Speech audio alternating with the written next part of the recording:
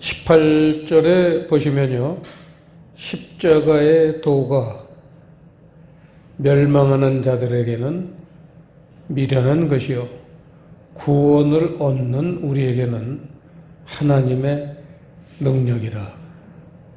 이 말씀이 오늘 주제가 되어서 십자가의 도를 중심으로 말씀을 한번 나눠보겠습니다. 여기서 이 십자가에는 도가 있다고 그랬는데, 이 도라는 단어가 원어 성경을 보시면은 로고스입니다. 우리가 잘 알다시피 로고스라는 거는 말씀이 가장 주된 뜻이죠. 근데 몇 가지 뜻이 더 있습니다. 성경사전을 보면은 말씀, 그 다음에 메시지, 주제, 설명, 강론, 이런 그 밖에도 또 쭉 있는데 제가 대표적인 것만 이렇게 뽑았습니다. 그래서 십자가의 도라는 것은 십자가에 대한 강론이라고 볼 수가 있는데, 이 십자가에 대한 꼭 필요한 필수적인 그런 성경 구절을 찾아봤더니 10개가 아주 필수적이겠더라고요. 그래서 오늘 말씀의 주제는 십자가의 도지만 십자가의 십계명, 이런 부제를 붙일 수가 있겠습니다. 이 말씀은 우리 기독교 신앙의 요체요, 가장 핵심적인 그러한 하나님의 말씀이기 때문에 오늘 이 말씀 나누고 나서 전부들 집에 돌아가셔서 이 10가지 요절을 이렇게 발췌해가지고 성경 맨 앞에 그 십계명이라든지 주기도문 있는데 거기 어디 적당한 데다가 이 십자가의 십계명 해가지고 그 말씀 10가지 기절을 쭉 그렇게 아주 떨어지지 않게 붙여가지고 늘 우리가 십계명을 암송하고 또 주기도문을 암송하듯이 이 십자가의 십계명은 항상 우리가 암송해야 될 말씀입니다. 오늘은 그 10가지 기절을 선포만 하는 거니까 이 말씀이 어떻게 차례대로 연결이 되고 어떤 의미를 주는지는 여러분들이 집에 돌아가셔서 묵상을 하면서 그걸 캐내야 돼요. 여기서 오늘 해답을 다 얻을 수는 없습니다. 그래서 10가지 말씀을 차례대로 제가 선포하겠습니다. 첫째 말씀, 제1계명 갈라디아서 3장 13절 말씀입니다. 시작. 그리스도께서 우리를 위하여 저주를 받은 바 되사 율법의 저주에서 우리를 속량하셨으니 기록된 바 나무에 달린 자마다 저주 아래 있는 자라 했습니다. 이게 오늘 첫 번째에 주시는 메시지입니다. 십자가는 율법의 저주에서 우리를 속량하셨다는 겁니다. 이 속량하다는 단어는 우리가 흔히 대하는 단어가 아니기 때문에 좀 자세히 한번 봐야겠습니다. 엑사고라조라는 단어입니다. 엑사고라조. 이 단어를 성경사전에서 찾으면요, 그건 받아 쓰셔야 돼요. 어디다가 몸값을 치르고 되찾다, 이거를 속량하다라는 한문 용어로 번역을 했는데 그 뜻이 그렇다는 겁니다. 몸값을 치르고 되찾다. 이를테면 대속입니다. 우리가 십자가를 생각하면은 제일 먼저 우리가 눈물이 나는 게 우리 죄를 대신 지셨다. 이게 대속이에요. 대속의 은총. 이거보다 앞서는 메시지가 없습니다. 그래서 이 말씀으로 갈라디아서 3장 13절로 십자가의 십계명은 시작을 합니다. 그 다음에 제2계명 마태복음 10장 38절 또 자기 십자가를 지고 나를 좇지 않는 자도 내게 합당치 아니하니라. 여기서 자기 십자가라는 새로운 십자가가 등장을 합니다. 결국은 두 개의 십자가가 되는 거죠. 그래서 이 자기 십자가가 뭐냐? 주님이 지신 십자가는 자세히 설명을 안 해도 모든 사람들의 그 모든 죄와 허물 이거를 대속하시기 위해서 대신 그 저주를 받으셨다. 십자가를 지셨다. 그런 의미인데 그러면 자기 십자가는 뭐냐? 이게 어떤 면에서는 성경에서 뚜렷하게 이렇게 설명을 하지 않으셨기 때문에 우리가 파악하기가 좀 쉽진 않습니다. 그래서 이걸 이제 오늘 풀어나가는 거죠. 그게 십계명입니다. 세 번째 말씀이요. 갈라디아서 6장 14절 말씀입니다. 그러나 내게는 우리 주 예수 그리스도의 십자가 외에 결코 자랑할 것이 없으니 그리스도로 말미암아 세상이 나를 대하여 십자가에 못 박히고 내가 또한 세상을 대하여 그러하니라. 여기에서 주님이 십자가에 못 박히실 때 그 못 박힌 대상이 뭐냐를 구체적으로 우리에게 설명하고 계신데 그게 바로 세상이라는 겁니다. 주님이 십자가에서 못 박히신 것은 세상 죄를 지신 거예요. 그래서 이사야서에도 세상 죄를 지고 가는 어린 양을 보라. 이런 말씀이 있듯이 죄라는 것은 바로 세상에서 저지르는 죄입니다. 천국에서는 죄를 질래야 질 수가 없어요. 세상에 있는 게 죄입니다. 그래서 이 세상을 십자가에 못 박아야 된다는 거예요. 우리가 자기 십자가를 진다는 게 뭐냐? 세상을 십자가에 못 박아라. 십자가에 못 박는 대상이 뚜렷하게 무엇인지를 오늘 말씀하고 계십니다.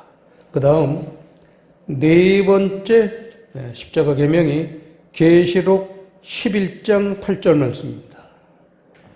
저희 시체가 큰 성길에 있으리니 그 성은 영적으로 하면 소돔이라고도 하고 애굽이라고도 하니 곧 저희 주께서 십자가에 못 박히신 곳이니라. 예수님이 십자가에 못 박히신 곳은 우리가 잘 압니다. 이스라엘의 그 예루살렘에 그 골고다 언덕에서 십자가에 못 박히신 게 뚜렷한데 영적으로 하면 여기에서 오늘 설교의 제목이 십자가도의 영적 의미라고 오늘 제목을 정했습니다. 그게 뭐예요? 세상을 십자가에 못 박으셨다고 아까 말씀하셨는데 그거를 여기서는 애굽이라. 영적으로 말하면 애굽이다. 애굽이 뭐예요? 애굽은 세상이잖아요. 어려울 게 하나도 없는 겁니다. 우리 잘 보면요. 그래서 이 애굽을 십자가에 못 박는 거다. 그거를 여기서는 애굽에서 주님은 십자가에 못 박히신 곳이 애굽이다. 이렇게. 그래서 출애굽의 필요성이 여기 등장하는 거죠. 애굽을 탈출하지 않고는 하나님 나라를 갈 방법이 없어요. 가나안 땅을 갈 방법이 없습니다. 그래서 출애굽, 이 세상을 탈출해야 돼요. 그게 출애굽의 필요성. 작년에 아주 저희가 중요하게 다뤘던 말씀이죠. 출애굽의 필요성. 그 유튜브 조회수도 500회가 넘었어요. 출애굽의 필요성은 굉장히 중요하기 때문에 여러분 많은 사람들이 은혜를 지금도 계속 받고 있습니다. 그 다음에 다섯 번째 말씀 갈라디아서 5장 24절 그리스도 예수의 사람들은 육체와 함께 그 정과 욕심을 십자가에 못 박았느니라. 자, 이제 조금씩 안개가 걷히죠. 이 세상을 십자가에 못 박아야 된다에 대한 구체적인 내용을 지금 육체와 함께 정과 욕심, 이게 십자가에 못 박아야 될 대상이라는 거예요. 정과 욕심. 그래서 우리가 뭘 십자가에 못 박아야 되는지를 좀 더 구체화시킨 게 이 갈라디아서 5장 말씀입니다. 그 다음에 여섯 번째가 빌립보서 3장 18, 19절 내가 여러 번 너희에게 말하였거니와 이제도 눈물을 흘리며 말하노니 여러 사람들이 그리스도 십자가의 원수로 행하느니라. 저희의 마침은 멸망이요 저희의 신은 배요 그 영광은 저희의 부끄러움에 있고 땅의 일을 생각하는 자라. 십자가에 근데 원수로 사는 사람들이 있다는 거예요. 그거는 땅의 일을 생각하는 자다. 그거는 세상을 십자가에 못 박지 않은 사람들을 그렇게 표현한 겁니다. 세상은 땅, 같은 의미죠. 땅 위에 있는 게 세상이기 때문에 땅이라고 표현을 했습니다.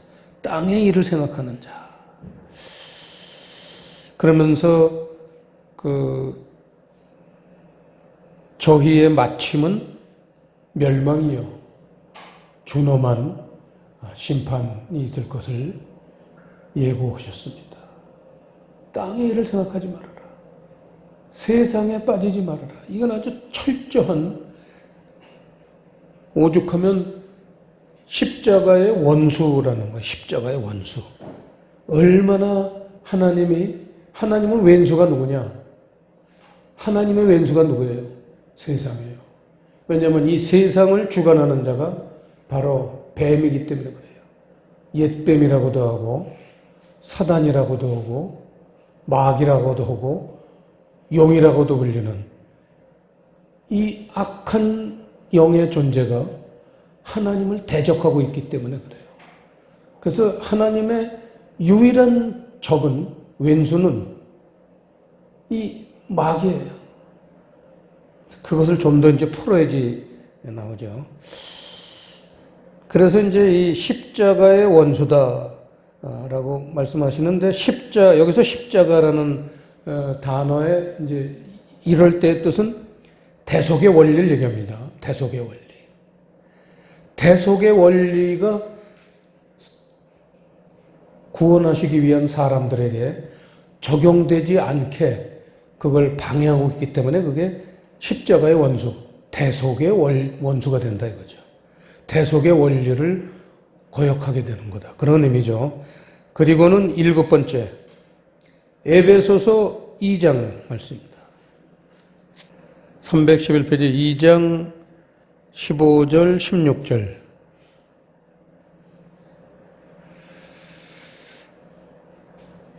(13절부터) 보겠습니다. 13절부터 16절까지 시작.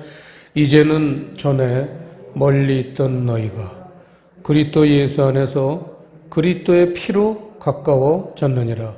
그는 우리의 화평이신지라.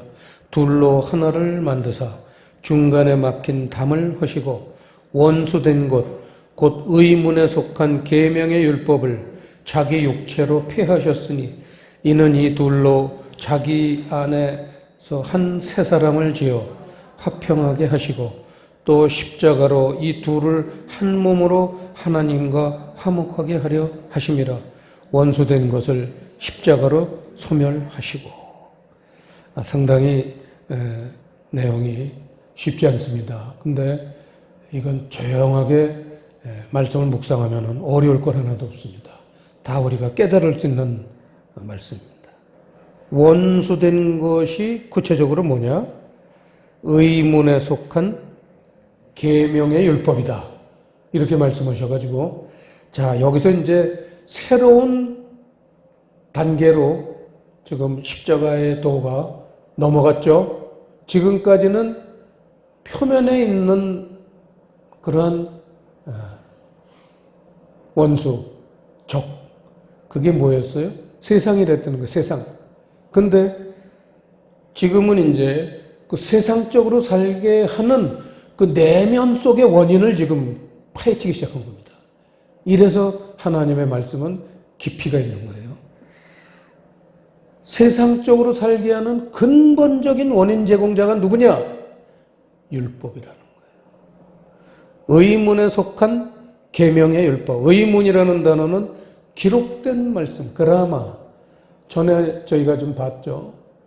기록된 말씀으로 하나님 말씀을 보면 그건 율법으로 우리가 성경을 보는 건데, 그게 원수된 거라는 거예요. 그게 하나님한테. 왜냐? 그러한 기록된 말씀으로 우리가 성경을 보니까 도무지 우리가 하나님이 원하시는 그러한 세계로 나가질 못하고 막힌 담이 된다는 거예요. 막힌 담. 그래서 그 막힌 담을 열게 하시기 위해서 육체로 피하셨으니, 십자가에 죽으셨으니, 그래서 십자가에서 그 율법을 피하시니까 그 다음 단계, 뭔가 이제 막힌 담이 열리고 시원한 그런 세계로 이제 인도하실 게 예상이 되죠. 하나님 말씀은 한 군데서 전부를 말씀하시지 않기 때문에 이렇게 하나하나 찾아가야 돼요. 그래서 이제 그런 율법이 우리로 세상적으로 살게 하는 원인 제공자라는 것을 말씀하시건, 그 다음 단계가 8번째 말씀, 골로새서 2장 말씀입니다. 2장 14절 15절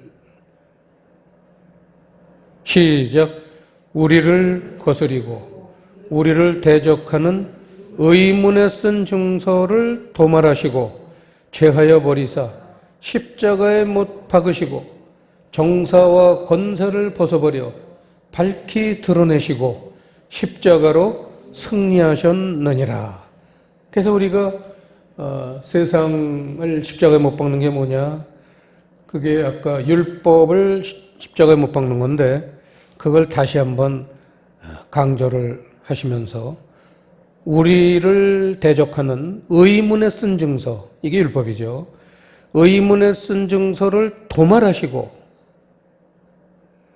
제하여 버리사 십자가에 못 박으시고, 그래서 율법을 십자가에 못 박으셔야 된다는 거예요. 예수님이 십자가에서 죽으신 거는 실제로 몸이 죽으셨지만 그 의미는 그 사람들을 멸망으로 인도하는 이 율법을 내가 스스로 십자가에 지고 죽어야겠다 해서 율법을 죽이신 거예요. 그래서 율법을 죽여야지만, 십자가에 못 박아야지만 십자가에 승리가 온다는 거예요. 사람들은 오늘 첫 번째 계명, 대속의 은총, 이것만 아는 분들이 교회 다니는 분들 중에 적지 않습니다. 그래서 그냥 늘 예수님의 십자가만 찬양을 하고 노래하는데 우리는 갈 길이 많죠.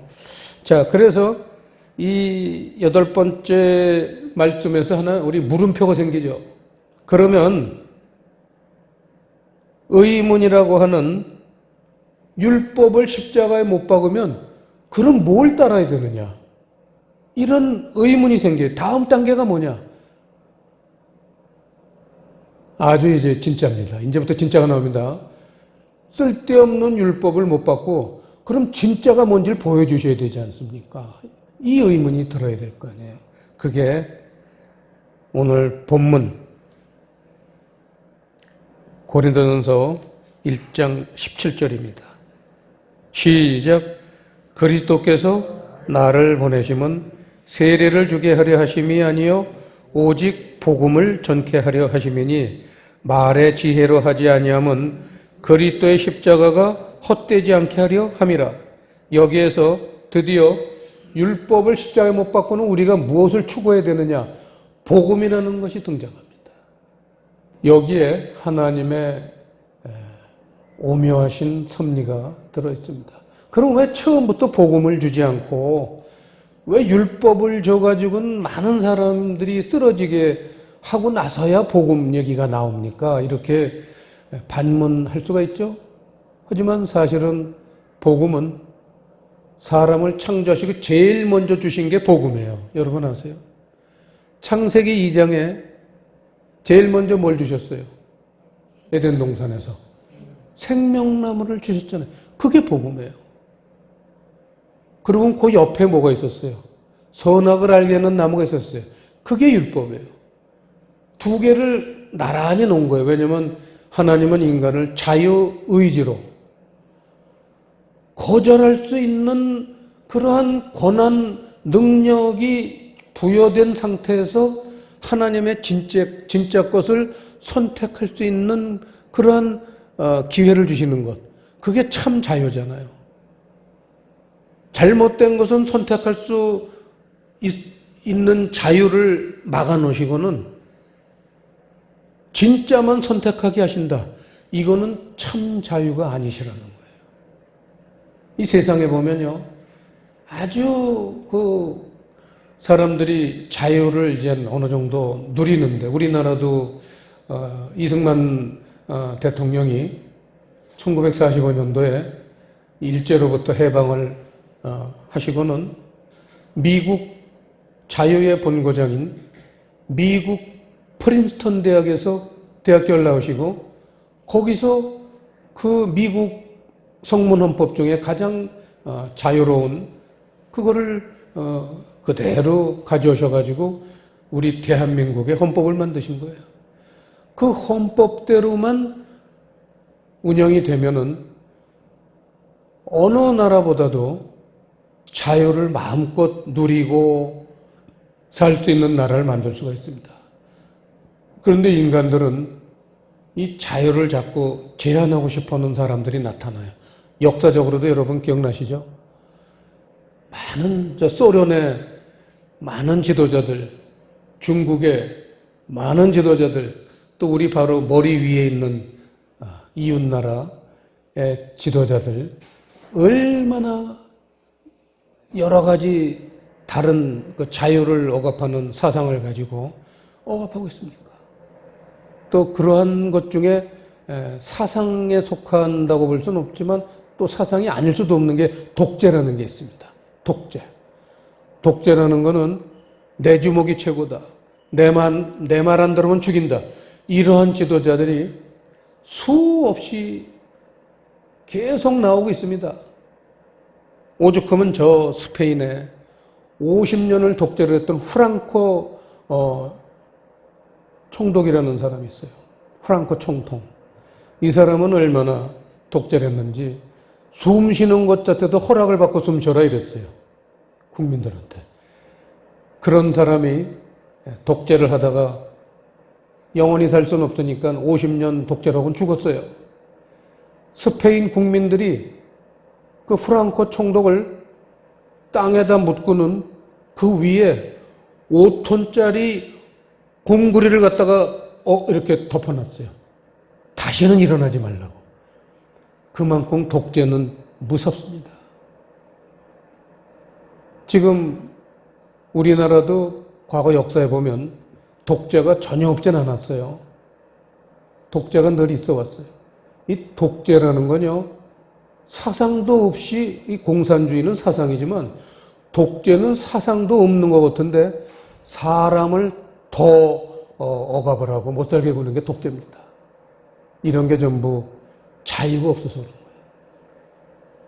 생명나무가 없어서 그래요. 원인이 생명나무가 없어서 그래요. 특히 교회들이 이 생명나무를 존중하지 않으니까 세상이 독재화되고 그 쓴 열매를 우리 교회들이 먹잖아요. 지금 코로나 시대에 가장 피해를 보는 집단이 교회예요. 그 이유가 왜 그래요? 생명나무를 외면해서 그런 거예요. 복음을 외면해서 그렇다 이거예요. 그게 고린도전서 1장 17절에서 정확하게 말씀하셨죠. 그리스도의 십자가를 헛되게 하지 않으려면 복음을 받아들여야 되고 복음을 전해야 된다 이거예요. 복음이 등장하는 거예요. 이게 십자가의 가장 주된 핵심 주제입니다. 복음. 우리 신앙의 핵심은 율법이 아니라 복음이 돼야 된다. 그래서 9번째 말씀에서 복음이 등장했고요. 마지막 결론 고린도전서 2장 16절입니다. 누가 다시 시작 누가 주의 마음을 알아서 주를 가르치겠느냐. 그러나 우리가 그리스도의 마음을 가졌느니라.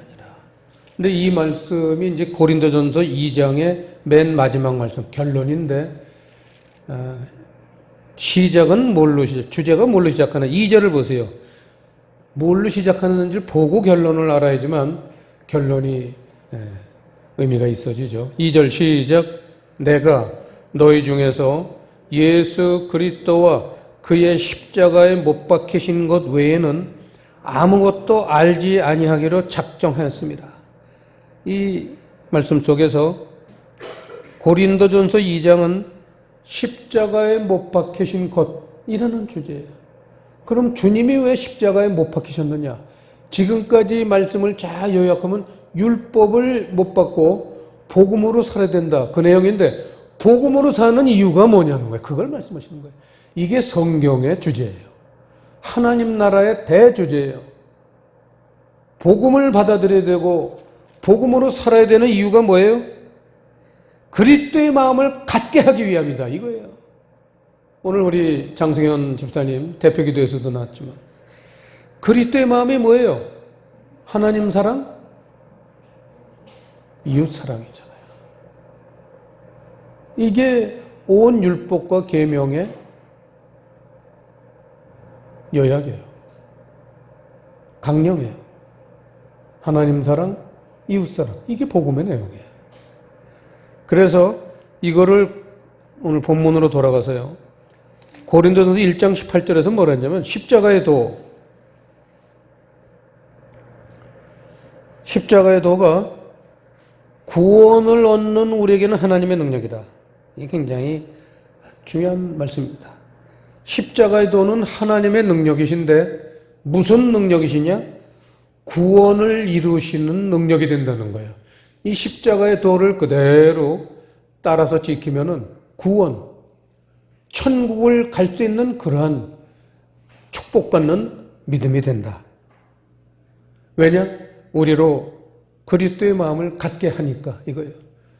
하나님 나라의 대주제인 그리스도의 마음을 갖게 하니까 당연히 하나님은 구원을 하시는데 십자가의 도가 뭐냐? 하나님의 구원의 능력이라는 거예요. 우리 힘으로 안 되는 거예요. 하나님이 그 속에 능력을 심어놓으신 거예요. 그래서 이 말씀대로만 따르면 그 말씀 속에 천국까지 이르는 능력이 시를 따라 때를 따라 단계적으로 공급이 돼서 결국은 천국으로 우리를 인도하시는 그런 능력의 하나님이 되신다 이런 겁니다.